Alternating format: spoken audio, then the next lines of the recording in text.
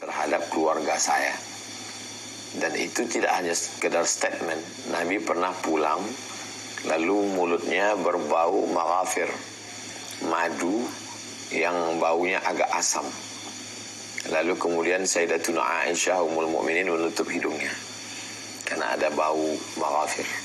Lalu kata Nabi SAW, karena kamu tidak suka wahai Aisyah, wahai Humaira, maka saya tidak akan maghafir, tidak akan makan maghafir lagi.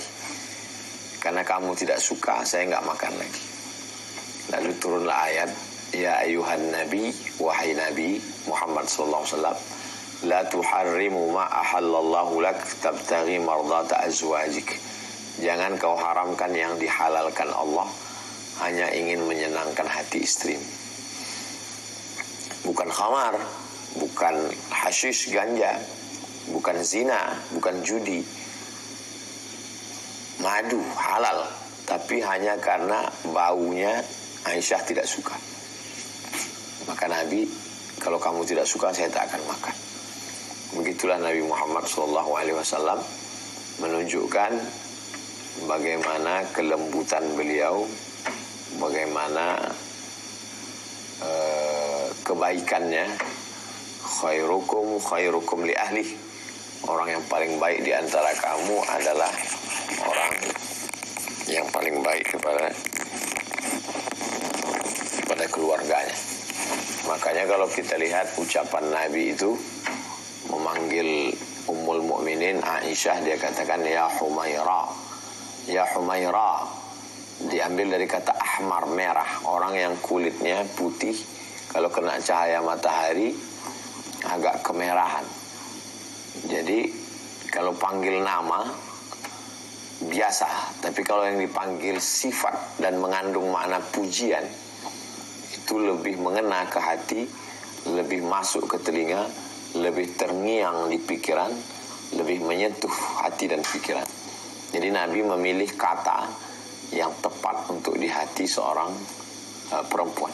Tapi bukan berarti mengurangi ketegasannya sebagai seorang suami. Maka Allah memerintahkan ya ayuhan nabi, wahai Nabi, maksudnya Nabi Muhammad SAW, qul li azwajika, katakan kepada istrimu, wa nisaika, kepada qul li azwajika, kepada istrimu, wa banatika, kepada anak-anak perempuanmu, wa nisa'il mu'minin, katakan kepada perempuan yang beriman, yudnina alaihinna min jalabibihinna, hendaklah mereka memanjangkan kerudungnya. Ketika itu mereka pakai kain panjang, tapi ada yang terbuka, bagian leher dan bagian betis. Maka disuruh turunkanlah, maksudnya turunkan dari atas ini sehingga tertutup. Turunkan lagi, turunkan bagian betisnya sehingga kaki tertutup. Innal mar'ata, sesungguhnya perempuan, idza balagatil mahid, kalau dia sudah sampai usia haid, menstruasi, la yasluh laha an yura minha illa hadza wa hadza. Tidak boleh terlihat kecuali ini dan ini, kata Nabi. Yang dimaksud dengan ini adalah zahiruha wa batinuha. Zahir bagian belakang, batin bagian dalam. Jadi tutup sampai pergelangan tangan. Karena semua dosa berawal dari an-nazratu, pandangan. Dari pandangan turun kepada wabtisamu, senyuman. Setelah senyuman muncul pada fasalamu, salam. Dari mata turun ke senyuman, muncul salam, say hello, fakalamu, lalu kemudian ngobrol. Setelah ngobrol, famau'idu, akhirnya janjian kapan ketemuan berikutnya. Lalu kemudian yang keenam, faliqa'u, akhirnya ketemuan. Kalau sudah ketemuan, terjadilah apa yang terjadi. Semua berawal dari pandangan mata. Makanya ditutup itu lebih baik daripada diperlihatkan. Begitulah Nabi SAW dalam kesehariannya mengajarkan kita untuk berbuat baik. Suatu ketika Nabi SAW sedang duduk dengan cucunya Sayyidina Al-Hasan dan Sayyidina Al-Husain. Lalu kemudian beliau peluk, beliau cium cucunya itu. Kemudian datang seorang laki-laki, orang Arab Badui. Kita tahu sifat orang Arab Badui ini keras, karena tinggalnya di iklim yang panas, yang keras, Lalu Nabi mencium cucunya, berkasih sayang. Kata orang Arab Badui ini, anak saya 10, tidak ada satupun yang saya cium. Lalu apa jawab Nabi SAW? Man la yarham la yurham. Siapa yang tidak ada rasa kasih sayang, maka Allah tidak menyayanginya. Jadi hubungan antara suami dengan istri, hubungan antara suami dengan anak, hubungan antara istri dengan anak, hubungan antara anak dan istri dibangun berdasarkan rahmah. Makanya Allah katakan wa ja'ala bainakum mawaddatan wa rahmah. Allah kasih beri di antara kamu itu ada mawaddah yang bersifat fisik. Lebih cantik, lebih putih, lebih tinggi, lebih ganteng, lebih kaya. Wa rahmah. Rahmah dia tidak fisik, non fisik. Ada rasa kasih sayang di dalam hati. Tidak ingin menyakiti, ingin menyenangkan, ingin membahagiakan, ingin membuatnya tersenyum, ingin berbagi keindahan-keindahan hidup. Itu disebut dengan rahmah, kasih sayang Allah Subhanahu wa ta'ala. Jadi dua makhluk yang berbeda ini direkat dengan mawaddatan yang bersifat fisik, physically, warahmah, dan yang bersifat non fisik, kasih sayang. Fisik melihat kelebihan, rahmah menutupi kekurangan. Fisik melihat kebendaan, rahmah melihat immateri, non materi. Begitulah Allah Subhanahu wa ta'ala mengikatkan kedua makhluk ini. Lalu kemudian poin yang keempat adalah ada target yang mau dicapai ke depan oleh dua orang yang menjalin hubungan baik. Orang baik Abdullah, perempuan baik Aminah, diikat dengan ikatan yang baik, mitsaqan ghalidha, ikatan yang kuat, yang kokoh. Lalu kemudian ingin melahirkan generasi yang qurrata a'yun, sejuk dipandang mata. Makanya ayat yang dibacakan tadi, ibadur rahman, hamba-hamba Allah itu, Rabbana hablana, berikanlah kepada kami min azwajina, pasangan hidup kami, wa dzurriyyatina, anak keturunan kami, qurrata a'yun, sejuk dipandang mata. Jadi bahasanya singkat tapi maknanya padat. Bagaimana anak-anak yang sejuk dipandang mata? Apakah kalau anak kita kaya mata kita sejuk? Belum tentu. Apakah kalau anak kita ganteng terkenal mata kita sejuk? Belum tentu. Walaupun dia tidak kaya, dia tidak ganteng, tapi saat azan berkumandang dia pakai baju koko, dia pakai kain sarung, dia membawa anaknya ke masjid, itu hati orang tua luluh, sejuk mata melihatnya. Walaupun kaya raya, ditonton di televisi pakaiannya, mungkin uangnya banyak, mungkin dia viral, terkenal, tapi dalam lubuk hati yang dalam di hati orang tua, aku tidak ingin ini. Yang kuinginkan itu bagaimana dia qurrata a'yun, sejuk dipandang mata. Makanya doa Nabi Ibrahim alaihissalam, Rabbi habli minas salihin, berikan anak yang soleh. Nabi Zakaria berdoa supaya dapat Yahya, Rabbi habli min ladunka dzurriyyatan thayyibah. Rabbi habli min ladunka dzurriyyatan thayyibah. Berikanlah aku keturunan yang baik-baik. Itu buah dari pernikahan dalam Islam. Karena setelah menikah itu istri melahirkan keturunan yang diharapkan akan melanjutkan perjuangan Islam ke depan. Yang tua-tua akan meninggal, tanam-tanaman yang mulai menguning setelah padi hijau, kuning, panen, maka hanya akan menjadi tanaman kering kerontang. Gandum sudah berbuah, pisang sudah berbuah, maka akan berganti, regenerasi. Generasi yang baru itu mestilah generasi yang lil muttaqin, imamah, menjadi pemimpin bagi orang-orang yang bertakwa. Ini poin yang keempat. Poin yang kelima, dalam Islam, dalam perjalanan Nabi Muhammad SAW, kita lihat bagaimana Nabi itu merasa bangga dengan banyaknya umat Islam. Makanya kata Nabi, tazawwajul walud, nikahilah perempuan yang walud, yang banyak anaknya, subur, al-wadud, dan penyayang.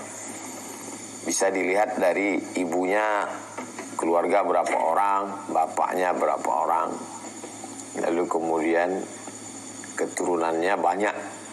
Mukasirum bikumul umam, saya nanti bangga melihat kamu banyak sekali pada hari kiamat.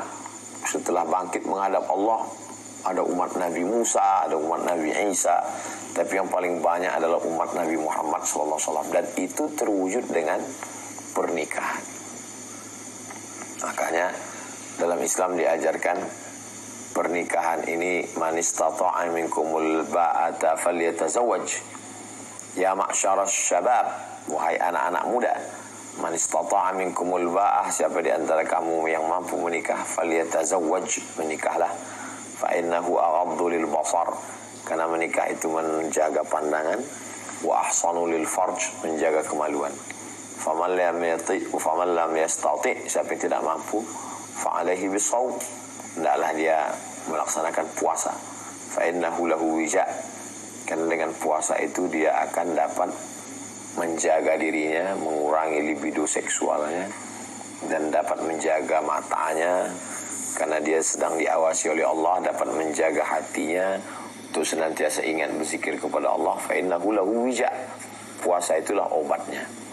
Begitulah Nabi SAW mengajarkan dalam kehidupan manusia ini sedetail-detailnya, bahwa kalau ada sesuatu yang merusak, mengganggu, ada obatnya. Kalau orang itu sombong, angkuh, takbur, obatnya tawadhu, rendah hati. Kalau ada orang itu risau, galau, gundah gulana dengan masa depan, maka obatnya adalah beriman kepada takdir, bahwa semua sudah ditetapkan Allah. Kalau ada di antara orang itu hawa nafsunya bergejolak, maka kata Nabi, menikahlah. Kalau menikah tidak sanggup, maka berpuasalah. Dengan berpuasa itu akan menurunkan kadar makanan kurang, maka keinginan-keinginan juga akan berkurang karena badan lemah. Nah, jadi Islam menawarkan wa nunazzilu minal Qur'ani ma huwa syifa. Al-Quran itu kami turunkan sebagai obat. Secara umum laki-laki punya kewajiban terhadap perempuan, dan perempuan punya hak. Sebagai perempuan wajib dia menerima itu, karena itu kewajiban suami untuk memberikan, si perempuan menerimanya. Yang pertama makanan. Nah, itu yang disebut dengan nafkah. Jadi seorang laki-laki menyediakan makanan sesuai dengan kemampuan si laki-laki. Lalu kemudian memberikan pakaian.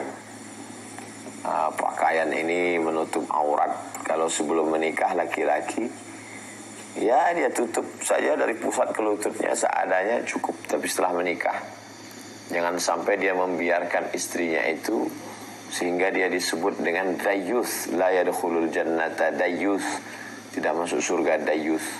Sahabat bertanya, wa mad dayyuth ya Rasulullah? Siapa dayyuth itu? Kata Nabi, alladzi la yagharu ala maharimihi, orang yang tidak ada rasa cemburu kepada mahramnya. Jadi pakaian terbuka, transparan, tapi keluarganya diam saja. Nah, itu dayyuth namanya. Makanan, pakaian, tempat tinggal. Tempat tinggal, berikanlah tempat tinggal yang layak sesuai kemampuan. La yukallifullahu nafsan illa wus'aha. Allah tidak membebani orang kalau tidak mampu. Bagaimana kamar Rasulullah SAW itu? Nabi ketika sedang sujud, dia dorong kaki Sayyidatuna Aisyah. Allahu Akbar. Menunjukkan kamar itu sangat sempit sekali, kecil. Menurut mazhab Syafi'i, tangan Nabi itu tidak menyentuh kulit karena ada kaos kaki atau kain, ada hail. Jadi begitulah Nabi SAW, sederhana sekali. Bisa dilihat sekarang dari kamar makam Nabi itu yang kecil. Kalau kita berjalan hanya beberapa langkah, Assalamualaikum ya Rasulullah, Assalamualaikum ya Nabi Allah, Assalamualaikum ya khairah khalqillah. Tak lama setelah itu kita pun keluar. Di dalam itu ada kamar Nabi SAW bersama Sayyidatuna Aisyah. Di belakangnya lagi adalah kamar Sayyidatuna Fatimah dengan Sayyidina Ali bin Abi Thalib radhiyallahu anhum ajma'in. Ini menunjukkan bahwa kesederhanaan Nabi SAW dalam hal makanan, pakaian, tempat tinggal, tapi dia bahagia. Makanan, pakaian, tempat tinggal, kemudian pendidikan. Jadi aslinya memang laki-laki itu yang mendidik istrinya. Tapi karena dia tidak mampu, karena dia tidak punya basic, satu dan lain hal, akhirnya dia serahkanlah pendidikan itu ke guru. Gurunya didatangkan ke rumah untuk mengajar ngaji, menjelaskan fardu kifayah. Apakah pernah kepala rumah tangga mengajarkan istrinya sholat? Pernahkah kepala rumah tangga membawa istrinya untuk khatam kaji? Pernahkah membawa istri untuk mendengarkan pengajian karena suami tidak sanggup mengajar? Jadi faqidus syai' la yu'ti. Orang yang tidak punya apa-apa, dia tidak bisa memberi apa-apa. Jadi kalau kita tidak mampu memberi, kita sama-sama ngaji. Ada kajian hadis Riyadhus Shalihin, ikut. Ada kajian tafsir Jalalain, ikut. Ada kajian aqidah Jala'ul Afham Syarah Aqidatil Awam, ikut. Ada kajian fikih,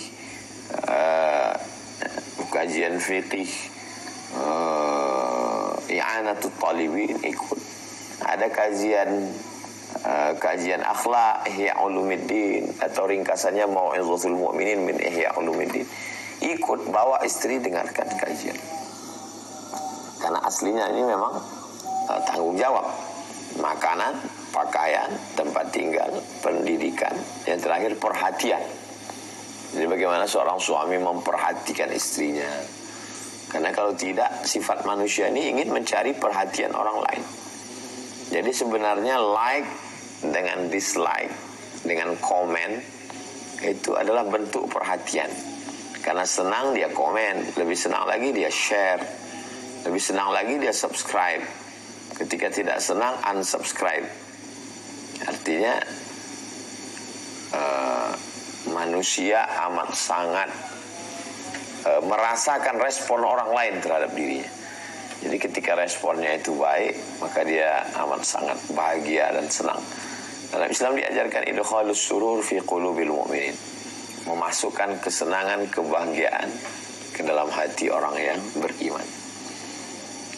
Itu mungkin sebagai pengantar dialog kita pada malam hari ini, lebih kurang 5 poin.